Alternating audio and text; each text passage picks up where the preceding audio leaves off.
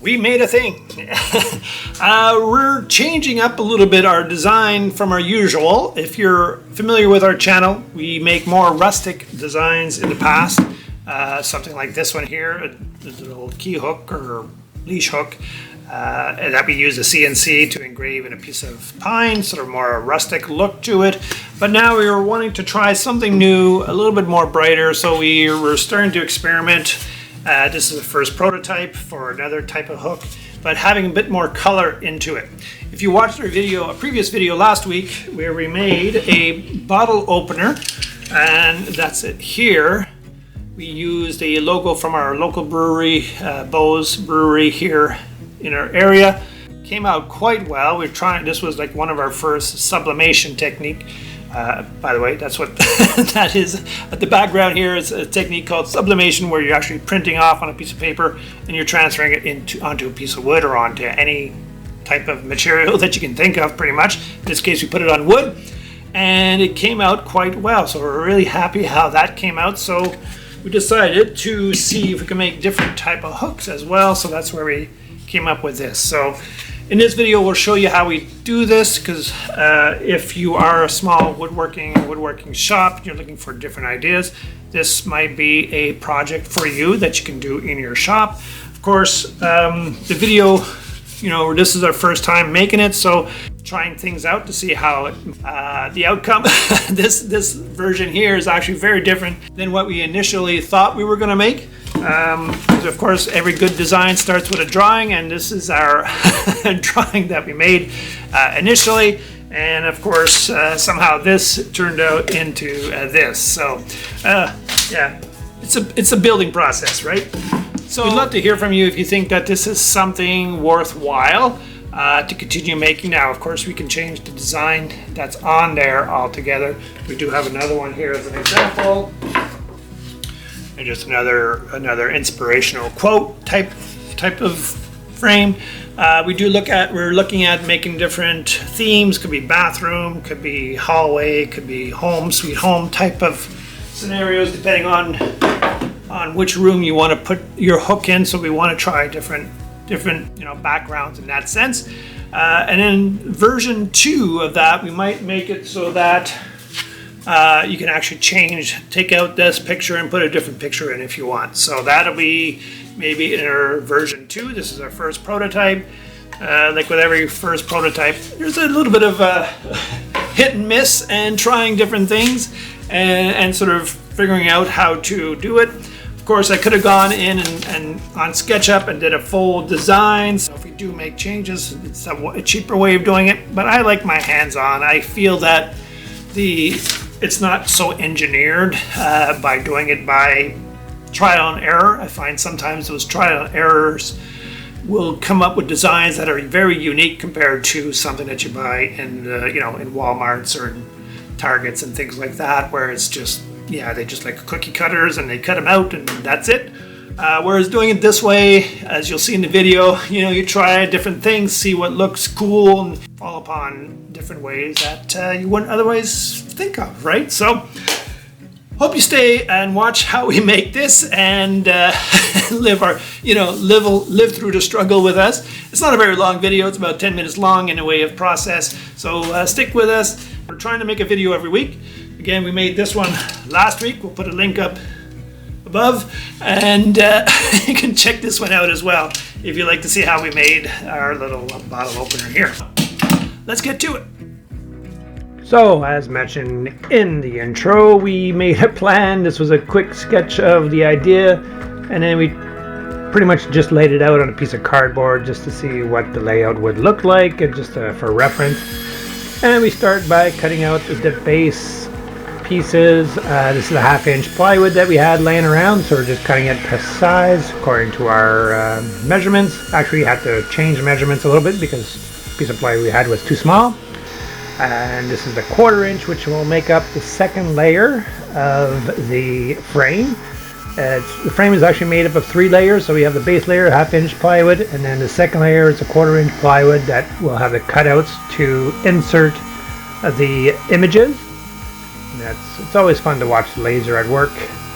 I was amazed at how this works. so quickly and cleanly. It's such a great tool to have in any workshop. And here we have the first layer, so we take that out of here quickly, get the smoke out of the way.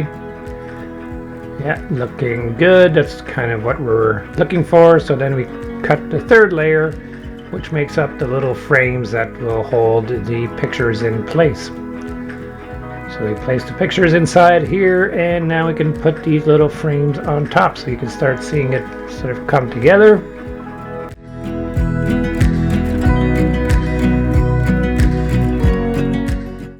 And now we want to just try have an idea of what the frame, how it would look with a frame around it. Trying different sizes of piece of wood that we just had lying around again, just to sort of get a perspective. And we lay out the hooks of where we think it might look good. First we were thinking about 5 hooks. And then as we were looking at it, we were saying this is too big to put in our stores. Our stores, we have very limited space. So we're looking at putting just 2 hooks per picture. So that means we're going to cut it down. This is where we decided that the final look, as you saw in the intro, it's just a 1 picture and 2 hooks. So now of course we have to remeasure everything, cut everything back down to size so that everything will look nice.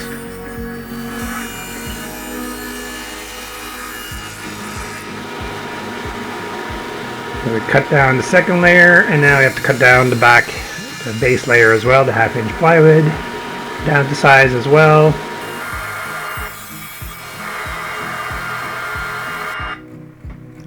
And now we'll do another dry fitting here again. So the second layer on top, we'll put the picture inside, and then we'll put the little frame, top frame on top.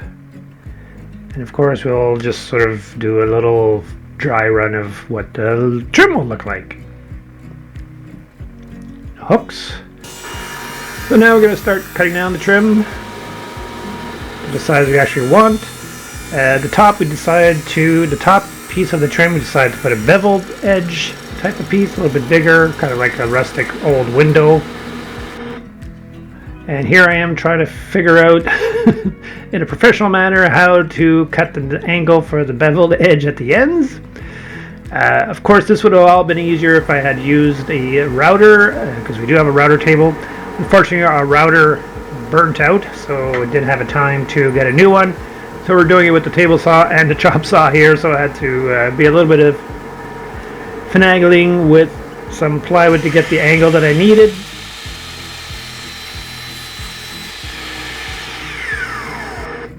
And here's the final. I tried to get it in focus, but you kind of see what I was going for. So it's beveled on the front and on the ends as well. And now we hope that this will be the final sort of dry setup of the frame. So we're just making sure that the top bevel actually lines up where the side trim starts, because we have to make, you don't want it to sort of overlap too far over.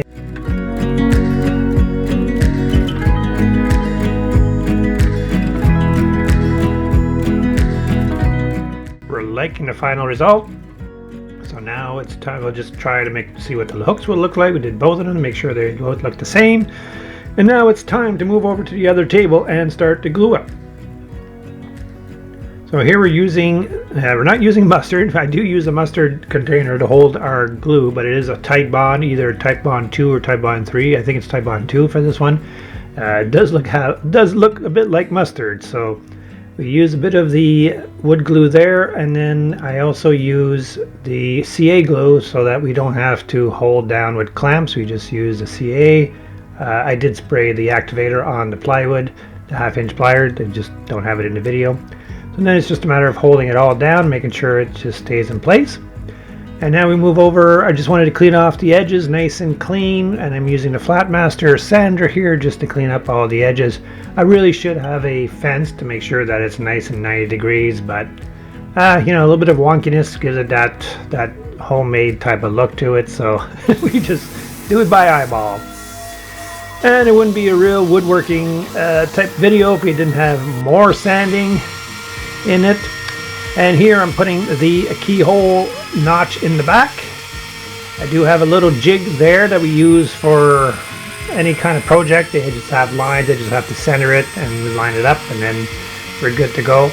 If we were to make 100 or so of these frames, I would definitely make a jig that would fit perfectly over this piece of wood so I wouldn't have to measure. But yeah, I love those little keyhole hooks. It makes it so easy and hidden. And yeah, some more sanding, of course. Yeah, it's you know, it is a bit of a woodworking project, and so there is sanding involved. So we're doing some more sanding here by hand as well, just to get the trim cleaned up a little bit. We didn't want it too clean. We still want a little bit of a rustic, but I did fairly clean on this project. And now we're going to put the last pieces on, or not the last pieces, but the frame on. In this case, decided to go with, again, the Tight Bond and some of the super glue from Lepage. It's more of a silicone type of glue. It does dry fairly quickly, like within about 5 to 10 minutes, but you do need to fasten it. So I figured, hey, I'm going to use the pin nailer for this instead of clamps again.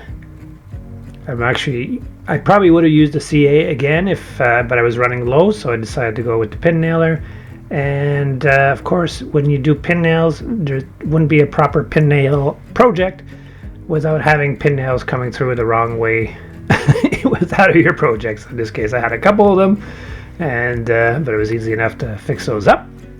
And then we move over to spray booth, and we're gonna go with a clear coat. And some other future projects of these frames will probably go with a color frame. You might paint them different colors. We're probably just going to go with basic, either black or white or gray, just so that it does blend in with most homes. But I think those would be the 4 choices. Would be this natural wood, black, white, and sort of a neutral gray as well.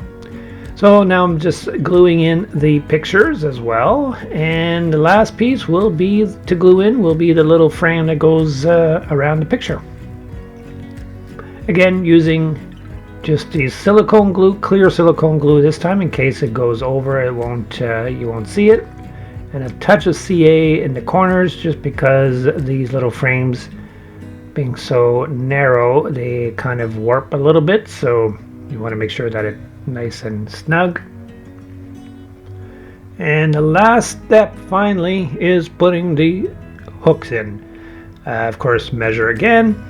This if we were to again make a many hundreds of these things, we'll make a little jig so that it lines up the holes. So I would just have to mark the holes and put hooks on without doing any kind of measuring. So but for now, when it's the first ones you make, it's kind of measuring and penciling and putting them in there. So as you saw at the beginning, this is the final look.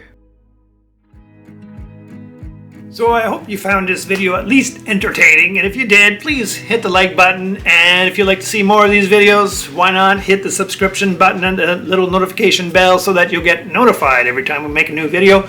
We are trying very hard to make a video once a week to keep up the momentum, and we'll show you every time that we make something new and interesting, because we do want to make some more creations for our home and for family and friends, as well as for our stores. So why not come see us again here at Dusty Workbench. All right, thanks. See you later.